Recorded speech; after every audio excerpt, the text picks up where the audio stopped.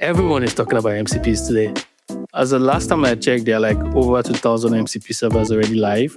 Everyone is approaching it together and also differently.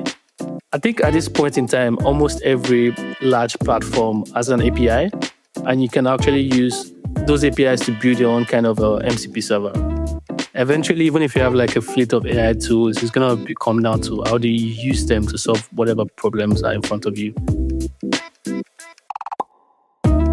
Hi, this is Brian Douglas, and you're listening to Open Source Ready, a bi-weekly series where we discuss the evolution of open source software and its impact on the tech landscape.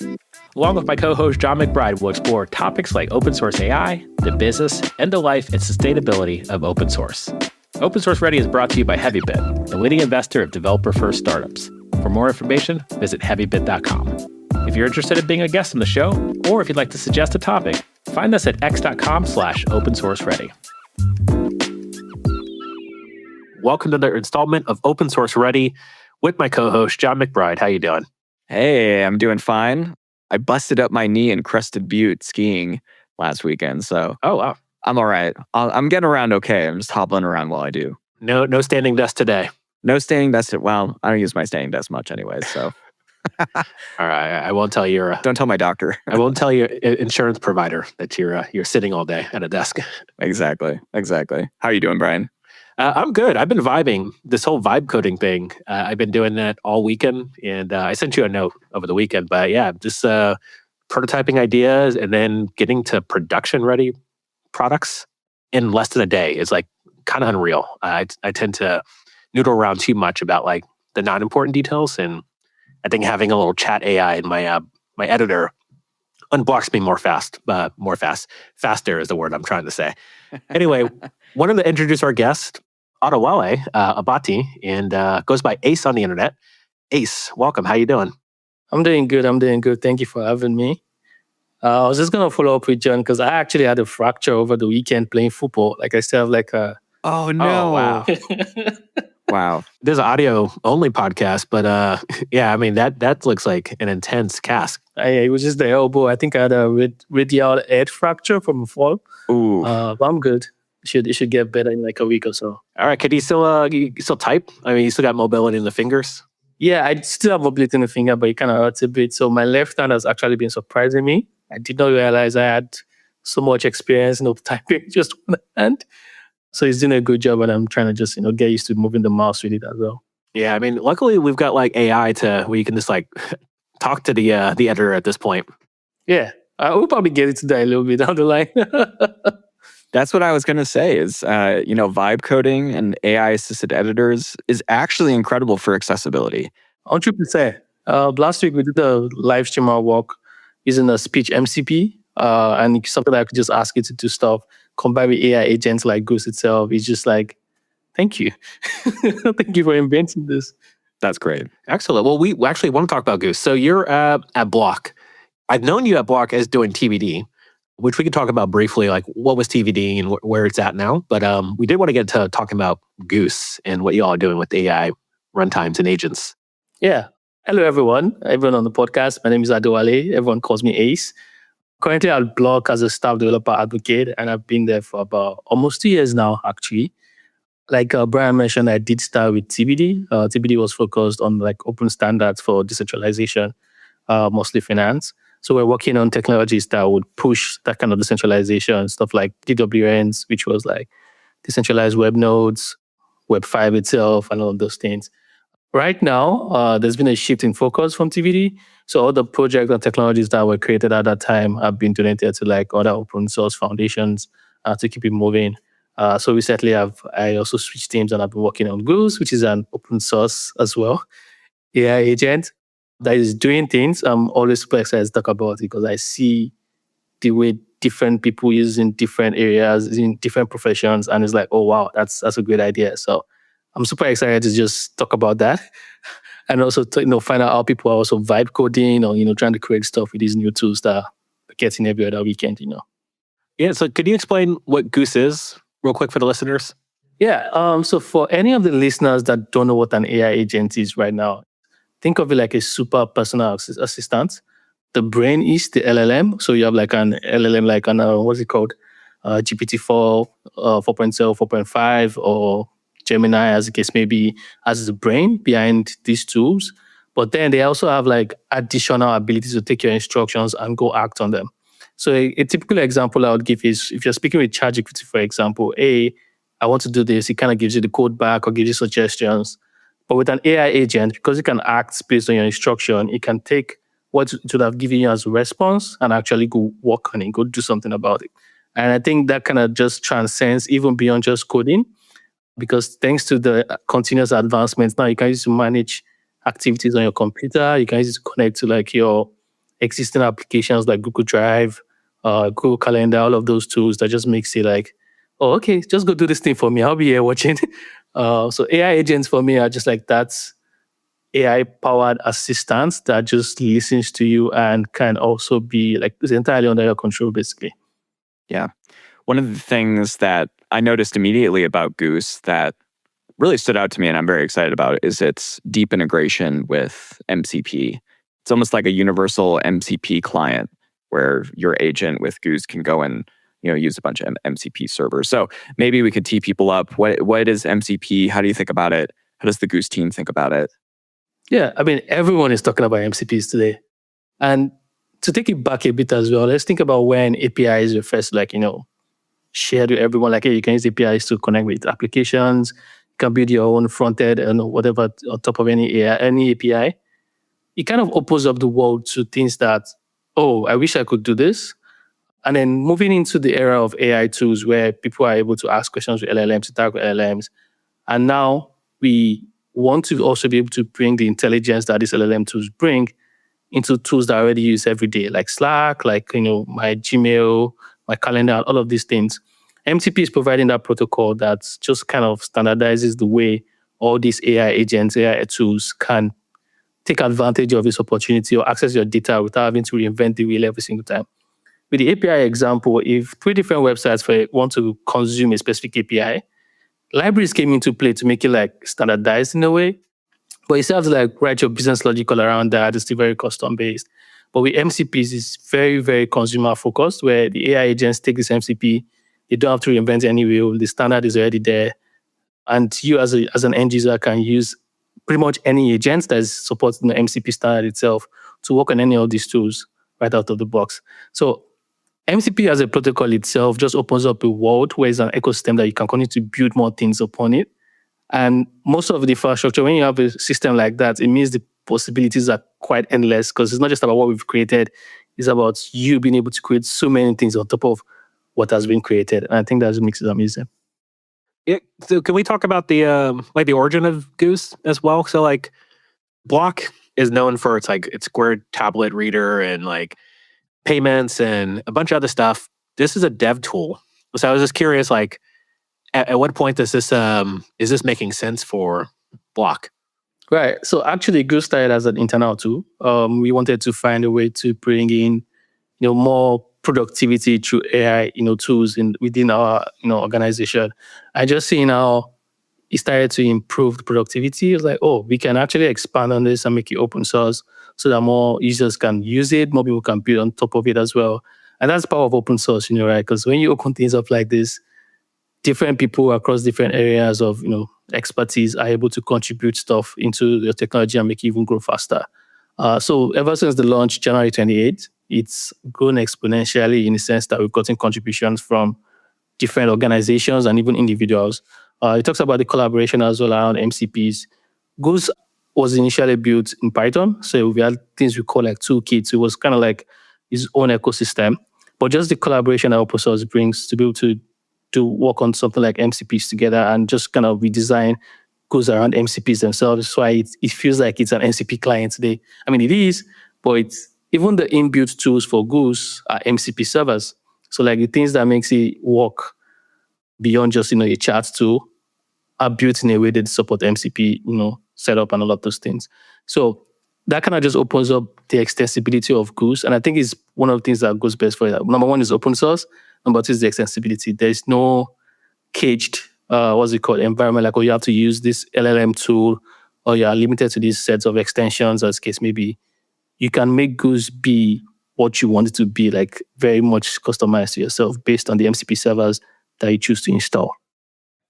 One of the sort of classic problems that I guess, if this was APIs, like you had mentioned, that's kind of the old world, would be like service discovery. So, if this started as an internal tool, I'm curious how you and the Goose team are thinking about discoverability of MCP servers. Because obviously, I can Goose add or Goose config or whatever for an MCP server. But yeah, that seems like that will start to get hard to manage eventually, or just being like, I kind of don't care, how you figure this out. I just want you to go access, thing on my Google Drive or my Notion, and then it can go and discover that. Like, is that discoverability problem something that has come up already, or that you all are thinking about? I think so. It's a very good question because everyone is approaching it together and also differently. Uh-huh. As the last time I checked, there are like over 2,000 MCP servers already live. And these are servers that were built for the common applications that we use. So you think Google Calendar, you think Slack, you think Figma, you think some of these tools. And we've had a couple of websites as well, like Pulse MCP, like Glamour.io, that kind of rates these MCP servers. It's also the way you find multiple MCP servers for the same platform, because people build their own version and all of those things. But it would always still work because they're following the standard, right? And you can plug and play into MCP clients like Goose. So in terms of discoverability, as an open source project as well, Goose, we have like a created list of MCP servers that we try and we've tested out, kind of like, hey, you can install this directly out of our extension site. But the best part is that you can literally install any MCP server. So if I think I've came across one MCP server that I don't think the developer knew anything about Goose. So it was configured like just, hey, this is the command to install this MCP server on your own. You can install those kind of MCP servers on Goose as well and use it directly with the AI agent because, like I said, the standard is there. So it's kind of solves the problem where you have to manually integrate. Oh, this is how this works. Let me configure specially. That's where MCP is kind of like shine. It just eliminates that entire complexity. I still think there's a little bit of technicality required in the sense of, as an end user, you need to know what MCPs are to go look for, I need an MCP for maybe a particular platform, right? Which is where we kind of call them extensions. And we're trying to create as much as we can. Just say, just install an extension. Let's just think about like, I'm looking for a model context protocol server. That kind of sounds very technical. But the more we get into that space, I think today you'll find people that are not developers at all that would mention APIs like, hey, I know these guys have an API. So it might get to a point where the general public will also be like, these guys have an MCP and stuff like that. So fingers crossed. You mentioned in passing it was originally written in Python, and I'm saying like 70% of the code's in Rust. What was that story? I think it also came with like the extensibility, being able to port into something that will be plug and play. I'm not 100% sure, but I think the MCP protocol that we worked on to build like the new version of the Goose client also had like a Rust SDK. So I think that kind of just made it easy to do plug and play and transition once and for all into a Rust environment and keep that moving going forward as a stable release into the different platforms that could possibly use Goose. So is the goal to because you mentioned like a couple examples like with Slack and other sort of MCP servers. And I think the context I have around MCP is like, yeah, it'd be cool if GitHub to create their own MCP server so that I can run an agent that has knowledge about GitHub. And it sounds like GitHub actually has this with like Copilot extensions, sort of. And I've actually been messing around with those all weekend and they're kind of underwhelming, to be quite honest. So I'm curious, like, what's the incentive for like all these companies to leverage MCP, but also is Goose kind of like laying the egg that everyone can now proceed with like building MCP servers? Like, what's the adoption look like? I think the adoption has been geared mostly towards using MCP servers versus you individually building them. We do have like a training, like a tutorial extension that teaches you how to build an MCP server because we want you to build your own extension. And that kind of comes back to the question that you asked about the companies building their own MCP servers. I think at this point in time, almost every large platform has an API, and you can actually use those APIs to build your own kind of MCP server, right? Zapier launched an MCP server, I think, this past week, and it's exciting. I've not tried it out yet, but I was looking at what the functionalities were, and just through Zapier alone, it gives you an ability to connect your AI agent or AI to all of the platforms that you already currently automate. So just installing that one single MCP server opens up your world into tons of automation, right, from your AI clients, right, to be able to tell it to go do something, and it goes do it from Slack to Twitter to like anywhere else. So as of today, there are multiple versions of, say, a GitHub MCP server, because some people build the MCP servers either their REST clients or their GraphQL client, as the case may be. But when it comes to the integration, the best thing I like about it is how they work together. So, for example, I could use a Tavily MCP server, which Tavily does like deep web research. You can go online, find latest updates on or information about something, and I can say go online using this Tavily extension MCP server, get some of the latest information around sentiment, even something that is not just directly like a blog post or whatever. The AI tool is able to come in to analyze the sentiment and then create a summary for me in Google Drive. Like those are things that are very possible today thanks to AI agents. It's more than just, I think it's slightly more than just automation. It's like there's a thoughts process, there's thinking in there where you're able to plug and play into multiple platforms all at once. That the automation, if I wanted to do maybe like a manual automation in the first place, that's kind of like a unique environment for me to see how to specifically customize the automation in this case. Because tomorrow it could be, do this research, then improve my GitHub PR based on the best practices for SQL injection or something like that, right? With the GitHub MCP that I tried earlier today, I mean, I use it every day, but I did something today where I merged a PR. My manager should not hear this, but I merged a PR, and I think there was an oversight where there were like some CSS issues. So I basically took the PR link to Goose, and I was like, hey, using the MCP server, the GitHub MCP server, and you actually don't even need to like spell it out, because if I'm sending a GitHub link, it's able to tell that this is GitHub related. So if I'm like, hey, look at this PR, I shared the link, something is broken related to this. Can you check out how best to do this? Was it Docosiles thing? So I was like, check out how best to do this. So he checked out the PR using the GitHub extension. Then he went online using another MCP server to find out the best way to solve what I was dealing with. And he came back to me and gave me a summary, right? Like just in my editor there while I was grabbing a cup of coffee or something like that. And I think that those things open up an endless world of innovation. And the best part about it is we don't also have to wait on these organizations like GitHub specifically or Figma specifically for them to create these MCP servers before people can create them and use it in their applications. I dropped in the show notes the link to I don't know, someone at Zapier did like an announcement of the MCP thing. So like that announcement tweet, just like scrolled through and like, wow, this is amazing. Because only 2 weeks ago, there was like another tweet of like, oh, MCP, that's just kind of like Zaps. So I feel like this world is like moving crazy fast, and it's like hats off to the block team in Codename Goose to like be so early on this wave and helping to build more structure with this protocol. But the other thing I was thinking about is like, man, like again, I opened up with this podcast with like how I was vibe coding and I've been leveraging AI to unblock me in a way that like I haven't had since I was 10 years younger and had so much energy and coffee that could code throughout the entire night. Like a night code session for me in like my 20s is literally a couple hours with some AI-enabled coding assistant. And that's mainly because I already know how to write code.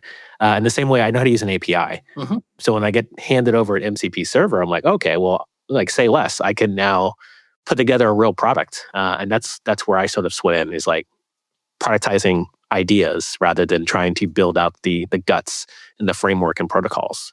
So just kind of just making a statement of like, man, this is exciting times. And folks, you got to be paying attention to this stuff. Yeah. Talking about that, I was going to ask a follow-up question. Like, how did it feel for you going from like the zero to whatever point you got to vibe coding? Because it's nice when you have the idea you want to go into in your head and then being able to vibe through it. Doesn't mean you don't have to be the entire thing, but like that process and just watching the agents do its thing. How was that for you? Yeah. Way to turn the mic around. But I on Blue Sky, just before this chat, I blue skied. I don't know what you call this, tweets posted? Skeeted? Yeah. I skeeted all over Blue Sky this morning. And it was like I posted how I felt, which was I felt like Michael Jordan in the Wizard era. So like Michael Jordan came back to basketball a third time and played for the Wizards in the 2000s. And the first half of the season, like they won like 23 games. And then he got hurt. And then he ended up not having a great end of that year. But I feel like that year of like, man, I'm like 38 years old, Michael Jordan, around that same age. And I'm just like crushing through this idea. And I sat on this idea for the longest time where like I wanted to basically take recipes from Instagram and make an agent to basically generate some recipes from that and like save that for later. Sunday morning, I started. And by Sunday, like basically in the first couple hours of the morning, like I had a full on prototype. And then by that night when I got back to it, I had a full working production ready application. And that's a pace that I don't normally keep when it comes to like I'm trying to look at docs, remember like where I got started, like how do I run super base migrations from the command line? Yeah. How do I connect a local database with Postgres? Like all this stuff, I'm just cruising through and leveraging the chat and AI tools to get unblocked. 100%. I think the best use of these tools are things that require you to like manually do stuff. Like you know what you want to do, but it takes a couple of steps to do it. Like you don't have to go through those steps. Just like skip through it. I mean, not skip entirely, but like the AI agent does the steps for you, and then you just pick up with the next step. You think through stuff. You have you go do that thing, and you think through stuff, and you have you go do that thing. I think it's the fine balance between letting the AI completely take over versus maximizing the most of the benefits that the AI tool provides for you. Yeah, and like so, I mentioned Supabase in passing. Like I could see. I don't know if they have an MCC server anywhere or if they built this, but Yeah, I think they do. Do they? Okay, I would be surprised. They move at a super fast pace over there. But like just maintaining and managing my database and connections and like now I'm adding like vectorized columns in there, which is like concepts that I know about, but like I've never done from scratch. I'm able to leverage the tool at hand, and I've been using AI to basically generate my migrations and stuff like that. But in a perfect world, I'd use an MCP service to be like, hey, my data is changing in this way based on these features. Like, here's a screenshot of what I designed. Like, go update the database to be ready for it. Nice. Most of the vibe coding tweets I've seen for people that built out like MVPs and the likes have been a combination of whatever framework they were using, plugged into the database through the Supabase MCP, and then deploying to a different services in that MCP, whether it's Vessel or GitHub or whatever the case is. And you basically completed the cycle, just vibing. Which also poses like the question that people are like, how secure is this? Why should you be doing this? Is it production ready? And maybe for someone that is probably not aware of the steps they would take normally to like build a production ready app, then you would make the same mistake even if you were learning how to code and you built something that wasn't production ready and you launch it pretending to be production ready.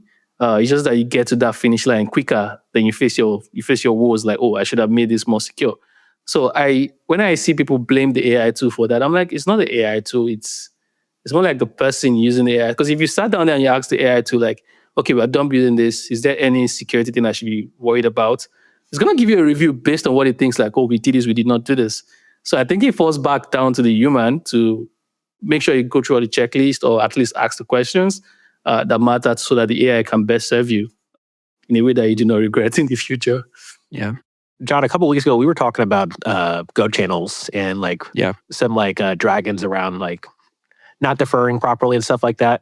I actually opened up a PR with one of my Go projects, and my Copilot, you can now review code in a PR in browser.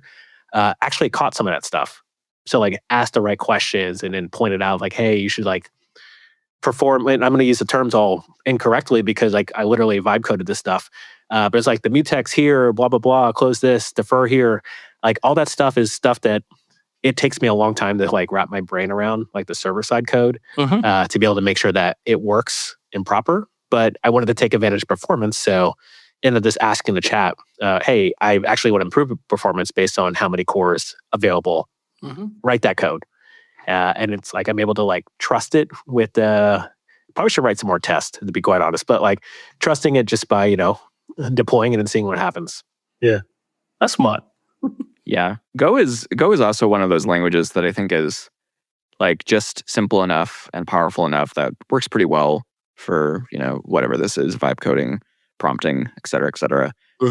I've had sort of opposite experiences actually with languages like Rust or OCaml, where the semantics and the syntax are like it just can't do Rust very well, at least right now. And that sort of makes sense, just given like it's kind of verbose syntax. Maybe there's just not enough of open source Rust out there for it to have like slurped up and used. But these things also are getting better every day. So who knows? There's probably like good enough MCP server for Rust these days that I should be using. It is insane how good these tools are getting every single day. Like I get surprised. I I mean, working on Goose puts me in a position where I'm like checking out these AI tools and trying to stay up to date as much as possible. And I get blown away every other day. Like the Zapier MCP, for example, that was like, oh wow, these are all the applications that you're giving me access to. With the concept of MCPs at first, like as of January or December last year, which is like 3 months ago, I didn't know anything about MCPs because they were still building, and then they launched. And I was like, okay, now your LLM tools can tap into any application that you already have. And we hear about the new AI tools, the new models every other week, and you're like, how fast is this thing going to get? And one of the sessions or calls like that I had last week, we're talking about how close we were to having something like Jarvis, like with the whole entire Iron Man experience, where you would want it to do something and like, hey, Jarvis, what's the weather report? I mean, weather report is simple, but I'm thinking about Iron Man 3 right now, where there was like an explosion. It's like, you know what, map out all the explosion locations for me in the map. Let me see it. That is something that we can actually do today. I can use a speech MCP on Goose and say, hey, based on the recent bombings or shootings or whatever the event I want to track, like get the data for me on the internet, plot a chart with the locations and show me what it looks like. I can use my voice to tell Goose to do that today, and I'm going to get a chart or a map or something popping up on my screen in less than 5 minutes. And I did not have to write any code. So it's not as fancy, obviously, as the whole HUD, the view and all of those things with Jarvis, but we are getting there kind of with functionality, with the interactivity. And it's like, what would this look like in 6 months or a year? That's insane. Yeah. It's funny you mentioned Jarvis. I actually was going to bring this up. Partly because I've been building with a lot of these things. I've been building a small agent framework in Go, actually. And something I've been thinking about is this idea of like anthropomorphizing all these things, or really like humanifying them or making them seem as if more, like it has a personality, or maybe it, like Jarvis, has kind of a humor, Right. or has like a funny British accent or something. I think I'm actually starting to kind of swing back in the direction that making these things more and more human-like is just maybe not, is almost going to restrict them in their capabilities, or in their like, because the amount of time we can spend in these frameworks and these things trying to make them funny or have a personality or be more and more anthropomorphized, it's just like not exactly what this technology is. But I'm curious if, Goose or the team has thought about this at all. Yeah, I mean, starting with my team, like with DevRel team, Rizal gave a talk on, anthropomorphism, and that was probably the first time I came across the term in the first place. I was like, oh, that's true, because I used to tell people like, just think of Goose as, or your AI tool as, what's it called, your guy, if that makes sense.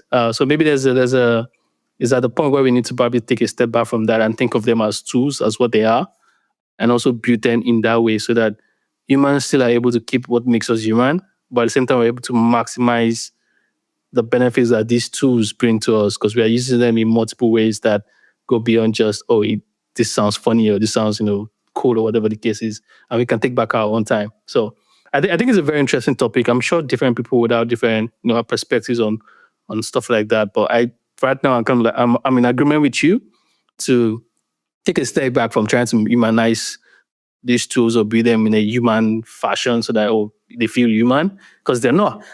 At the end of the day, at least right now, there are tools that we can continue to improve upon. I was reading this book, Wise Animals. I can't remember what the author was, but it's like how technology works over and evolves over the years. And it starts with the first paragraph was like, technology is stuff that we don't understand yet. And that's exciting because now we use things that we don't even think too hard about, and just like every other day thing, maybe our smartphones and likes. But at some point they were like, I can remember when the iPhone launched. And then the chapter I'm currently on is also saying things like the time it took us to get from one invention, like let's say cars, or like engine cars or oil cars, to like smart cars or whatever the case is. And the time it's going to take us to do the next invention is exponentially smaller, because the tools continue to grow at a pace that is just different from our time as humans. Because first of all, we've accumulated some of this information. Again, we've built these tools that they're able to even create more tools by themselves. And if it took us 1,000 years to get to point A, there's a very high chance it's going to take us only 10 years to get to point B. And then eventually these things would outlive us because they're not technically restricted by our time. So we have to observe the pace at which the innovation goes and try to see that we make the most of it while we're still here. Would you consider yourself an AI accelerationist? I don't know. I don't know. I'm kind of like... maybe an unfair question, but Yeah, I don't know if I want him to move like ridiculously fast, but at the same time, I recognize the fact that it is moving fast. As long as we kind of like, have this ethical conversation around it, like this is things that we're trying to build. I don't think it's going to solve all the problems. There's still conversations around security, even with MCPs, even with agents. Like, how do we, continue to enforce security and privacy and all of those things? And it's an ongoing conversation. But I don't think we can put a cap on innovation. Things will continue to like get built, either we want it or not. It's just about how we manage it, across our spaces, and also how we continue to make use of them to, I don't know, to the best of our abilities, if that makes sense. yeah, it makes sense. Cool. Well, honestly, Ace, appreciate you having the conversation about Goose, about what Block's working on. It's fascinating. Like accelerationists, like I don't know. Like I feel like I'm now on a conveyor belt that's moving quite fast. So if it goes any faster, I couldn't even imagine like trying to keep up with this stuff. So I need my AI agent in my voice recorder on my necklace and like my car to like drive me places to keep up to date. But with that said, I do want to move us to reads. So Ace, are you ready to read? Am I ready to read? Yes. Read. Excellent. Let's get into it. John, you had a read that was going to be spicy. So you want to go first? Yeah, I could do my spicy read. So this was something that I pulled off of Hacker News, was kind of going viral there. And it's titled The Burnout Machine. And, I've read these little kind of, quips before that, inevitably lead people to say, like, we should unionize as, like, tech workers, or we should, like, organize as, builders. I found this one particularly gut-wrenching, or just, like, it really resonated with me in a lot of ways. The TLDR is just about how, you're sort of expected to like show up to these giant tech conglomerates. There's a bunch of fun, sexy stuff they're going to do for you, like meals and pizza parties and massage chairs and, whatever. But then inevitably 2, 3, 4 years later, you're just completely burned out.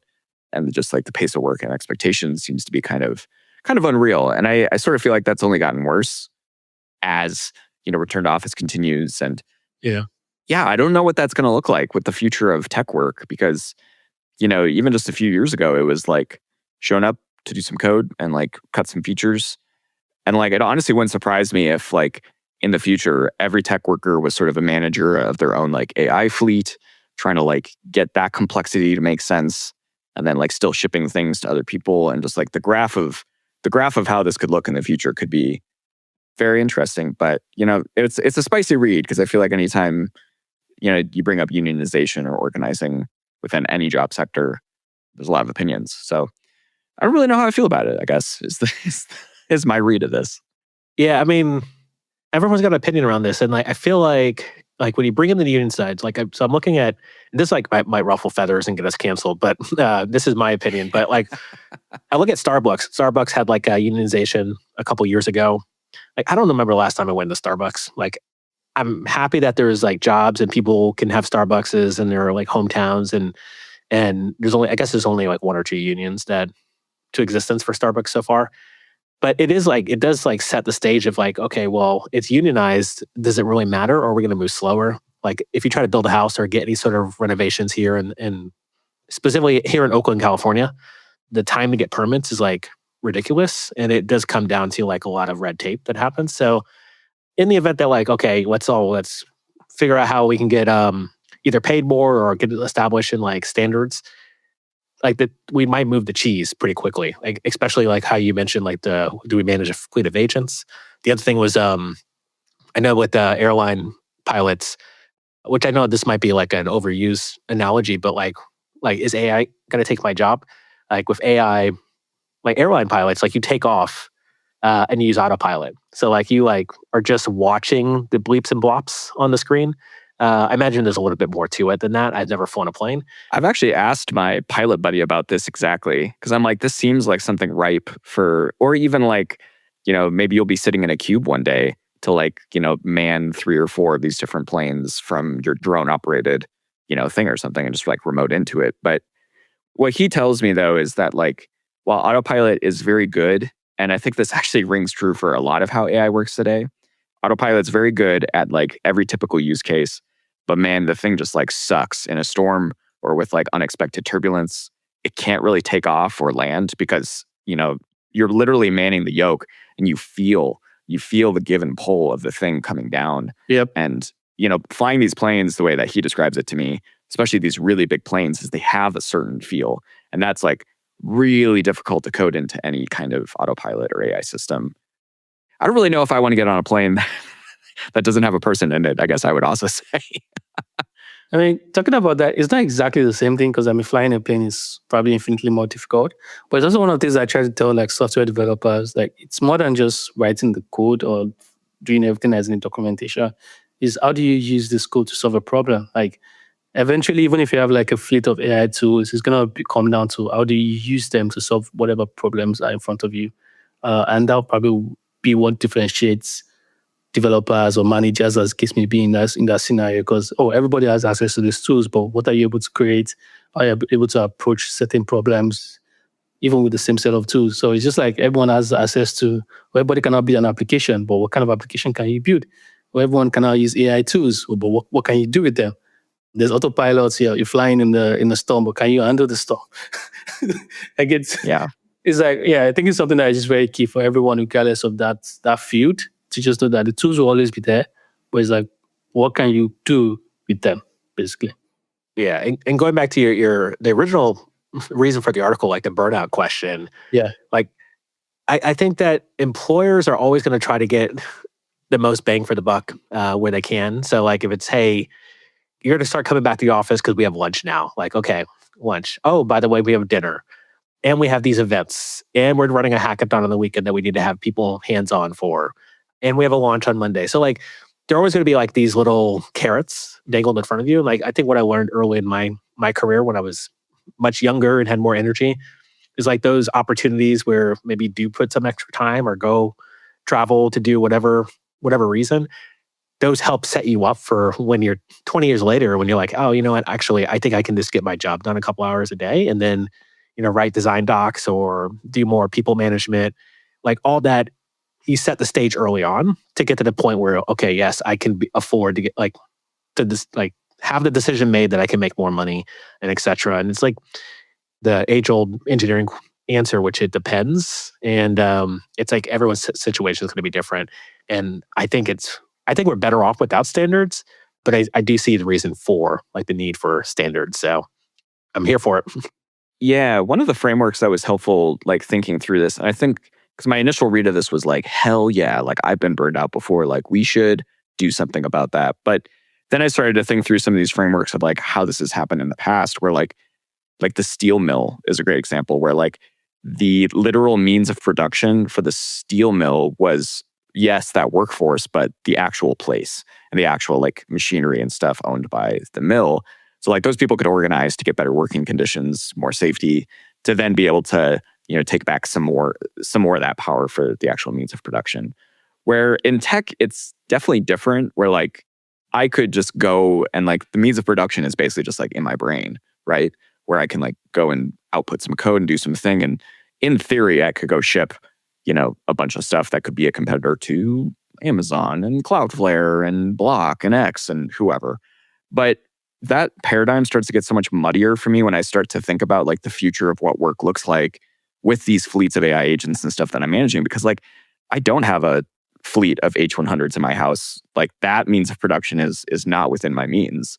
And especially like years and years down the road, where it's like, what happens to that future generation of engineers who don't have so much of that means of production in their minds, where they can just go and like execute on something. They're so reliant on vibe coding and so reliant on the steel mill of of AI agents, I guess, to really pull on this analogy. Does that kind of make sense? That's kind of where I land so in the middle with this, where I'm just like, oh, I don't know, right? I think time is always going to change, because I wasn't there, but I'm imagining, for example, when we started with the early days of the computer, and it was a very manual process to do the ones and zeros, the punching, the assembly, and all of those things. Yeah. And then the smarter languages came. I'm sure some of those engineers felt, how would you understand how a computer works if you just tell it to print? There's going to be that feeling there, but then we continuously keep moving forward. So maybe in a century's time, vibe coding might just be the assembly language of whatever coding we have at that point in time, and it becomes irrelevant to even know how the ones and zeros work. I'm not saying that's what the case would be, but I'm just saying like things are just gonna continuously get built on what is working, and what isn't working is going to get turned out eventually. So yeah, and I think there'll always be opportunity for folks to like go back and learn like the old school way. Yeah. Like in high school, I had a car that I had to maintain it because it was piece of it was garbage basically. So I had to change my oil. I always had to like check the radiator for leaking fluid. I changed my own brakes. I haven't changed my own brakes in years. Like that's not a thing I want to do. I've never again in my life do I want to go jack a car up in my driveway and drain the oil. But I know how it works. And I'm like one YouTube video away from learning how that works in whatever code base. So I don't know. Like it depends. But like it'll be interesting moving forward. Yeah. I want to switch over to I got 2 picks. Actually, I got 1 pick really. I was listening to a podcast this morning with the CEO of Superhuman. And I've been a Superhuman user for a couple of years now, actually. And I've been aware of Superhuman since before it was his other company was Reportive. Because I used to do sales at a large enterprise, and I used Reportive to like understand my my LinkedIn connections through my Gmail, and that was like his original idea. But what I'm getting at is they just had a state of AI and productivity report that they just shared. And there were some pretty cool nuggets in there. It's a nice little PDF that we'll link into the show notes. But yeah, 82% of the professionals leverage AI features in email, and almost 70% use AI messaging and calendar tools, respectively. And I love Superhumans. So read the report because like productivity and like booking calendars, like Ace, when you book this time with us, like we use cal.com. It just happened. It checks our calendars. With Superhuman, went through a bunch of emails and just responded like, no thanks. And I just use AI to basically say no thanks. And it writes in my own words, oh yeah, blah, blah, blah, blah. Like we don't want whatever you're selling. But that's just like so tedious of going through all that stuff and being like, I don't want to respond to all this stuff, but also if I don't respond, it's going to be in like this weird loop. So like, and the other thing is that unsubscribing, there's an unsubscribe link. You just click the one in Superhuman and unsubscribes and deletes all the emails. So yeah, I think they're doing AI really well. And like for a company that's been over 10 years old, they had like a huge resurgence in the last couple of years. But yeah, I feel like I'm selling Superhuman, but try not to. I mean, I got sold. I'm looking at the website right now. I'm like, okay. So yeah, listeners will know that I've been on a journey with Apple and Mac's like default apps. At one point, I was talking about Automator, and I've been using the Mail app recently, which actually has been very surprising and delightful. Partially because Apple Intelligence will like just surface. Oh wow. The most important things or like things from like my wife or something that it knows that I probably want to actually look at. So yeah, I think email and calendar, I mean, that's just such a good use case for some of this stuff, especially in the like summarization realm, which I think is probably the best thing that LLMs can do today. Just like summarize a bunch of text. Yeah. Yeah, I'm a huge fan. Yeah, I'm a big fan as well. You using AI for your productivity, Ace? Yeah, I mean, to be honest, I've been an heavy driver on Goose, especially for documentation. There's this MCP server I really like, the knowledge graph. Basically takes like any block of data or information, documents, and just kind of like does a knowledge graph of them, and you can base questions off of it. I think that's helped me out, especially working like on documentation and stuff. But yeah, Goose has been a heavy driver for me, if I'm being honest. I'm not even trying to sell. Because I mean, like I was working on a task that I was like, just go over this pull request. I'm not sure I understand what's going on here. Can you go through this? Well, I'm trying to see any other AI tools outside of that. I'll probably say video editing using like CapCut or Canva. That's also been like one very nice point of AI coming to like my day-to-day life, basically. I saw a really crazy video recently of somebody that built an MCP server for Ableton, which is a audio workstation for like DJs and music producers and stuff. And it basically was just like, hey, make me a song in like 130 beat with a like kick drum on 4/4, and it sounds like this and it sounds like this, and it just like, and the whole like Ableton project just appeared. Which to me, I mean, I've played around with some of these things before, like playing guitar and a little bit of MIDI, and you come up with like kind of a terrible sounding thing. But that was pretty crazy to me, where I was like, wow, like there it is, just the whole song, It is the same. It's wild. Yeah. That is wild, man. But this has been not a wild conversation. It's actually been pretty awesome to kind of catch up with what you've been doing, Ace, and what Block's been doing. And folks, it is time to touch the goose and check out Codename Goose on GitHub and on the website as well. Thanks for having me, Brian. It was an amazing pleasure. Nice to meet you, Judd. Yeah, you too. Excellent. Listeners, stay ready. That's all the time we have for today. If you're interested in being a guest on the show, or if you'd like to suggest a topic, find us at x.com/open-source-ready. Open Source Ready is brought to you by Heavybit, the leading investor of developer-first startups. For more information, visit heavybit.com.